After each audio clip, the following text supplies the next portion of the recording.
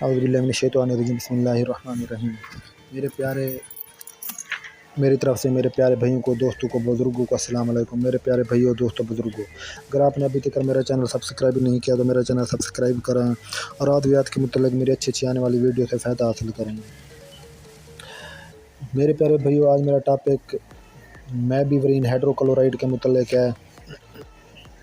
میبیورین ہائیڈروکلورائڈ اس دوا کا جینرک نام ہے۔ بازار میں یہ دوا بہت سے برانڈ ناموں میں دستیاب ہے۔ اب میں میبیورین ہائیڈروکلورائڈ کے استعمال کے متعلق بتا رہا ہوں کہ یہ دوا کس مقصد کے لیے استعمال کی جاتی ہے۔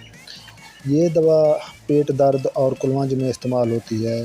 اگر پیٹ میں درد ہو، گردے میں درد ہو، آپ یہ استعمال کریں، اس سے فائدہ ہوتا ہے۔ انتڑی کے اندر مروڑ کی حالت کو کنٹرول کرتی ہے یہ دوا۔ اریٹیبل باول سینڈروم میں اس کا استعمال کیا جاتا ہے۔ اب میں دوا کے ایکشن عمل کے متعلق بتا رہا ہوں کہ یہ دوا کس طرح عمل کرتی ہے، کس طرح اندر جا کر یہ اپنا اثر دکھاتی ہے۔ یہ دوا پیٹ اور انتڑی کے عضلات پر اثر کرتی ہے اور ان پر اثر کر کے ان کو ڈھیلا کر دیتی ہے، اور اس کی وجہ سے درد اور کلونج کی حالت کنٹرول ہو جاتی ہے اور مریض صحت یاب ہو جاتا ہے۔ اب میں بعد اثرات کے متعلق بتا رہا ہوں کہ اس کے بعد اثرات کیا ہیں۔ اس دوا کے چند ایک بعد اثرات ہیں جو کہ درج ذیل ہیں۔ نمبر 1، اس دوا کے بعد اثرات سے مریض کا منہ خشک ہو جاتا ہے۔ نمبر 2، اس کے باعث متلی ہو سکتی ہے، قے ہو سکتی ہے۔ نمبر 3، پیشاب میں کمی ہو سکتی ہے اس کے استعمال سے۔ نمبر 4، یا پیشاب بند ہو سکتا ہے۔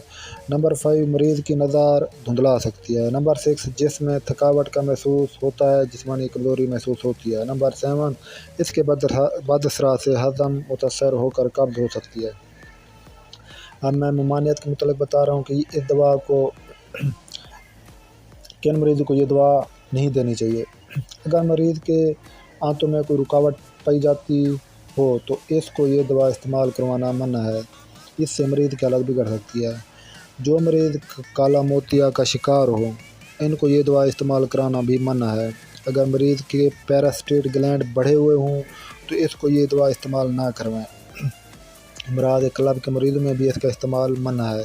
اب میں یہ بتا رہا ہوں کہ کیا یہ دوا حمل میں استعمال ہو سکتی ہے یا نہیں۔ اس دوا کا دوران حمل کیا اثر ہوتا ہے، اس کے بارے میں ابھی تک درست طور پر معلوم نہیں ہو سکا۔ احتیاط سے اس کو استعمال کریں۔ اب میں مقدار خوراک اور استعمال کے متعلق بتا رہا ہوں کہ یہ کتنی مقدار میں دینی چاہیے اور کتنے وقت کتنی ٹیبلٹ دینی چاہیے۔ اس دوا کی ایک گولی استعمال کی جاتی ہے، اس کو کھانے سے نصف گھنٹہ قبل استعمال کروایا جاتا ہے۔ اب میں احتیاط کے متعلق بتا رہا ہوں کہ ایسی ادویات جو اینٹی کولینرجک اثر کے حامل ہوں، ان کے ساتھ اس کو استعمال کروانا منع ہے، اس سے پیچیدگی پیدا ہو سکتی ہے۔ اب میں برانڈ ناموں کے متعلق بتا رہا ہوں کہ اس دوا کے برانڈ نام کون کون سے ہیں۔ جو کمپنی کے طرف سے نام رکھے جاتے ہیں ان ناموں کو برانڈ نام کہتے ہیں۔ اچھا، نمبر 1 کولوسپاس، نمبر 2 کوبیرین، نمبر 3 کولیبان، نمبر 4 کولونیل، نمبر 5 کولوفیک، نمبر 6 میبرین، نمبر 7 میورین، نمبر 8 سپاسموپرائیو، نمبر 9 زی-سپا، نمبر 10 کولیفیک، نمبر 11 فیکلو، نمبر 12 میورین، نمبر 13 سپاسلر، نمبر 14 سپازموپرو، نمبر 14 سپازریکس، نمبر 15 ورجی، نمبر 16 بس یہ اور بھی بہت سی ادویات ہیں جو مارکیٹ میں دستیاب ہے۔ میری آپ سے گزارش ہے کہ آپ یہ دوا اپنی مرضی سے استعمال نہ کریں، بلکہ ڈاکٹر کی ہدایت اور مشورے کے مطابق استعمال کریں اور اس سے فائدہ حاصل کریں۔ شکریہ۔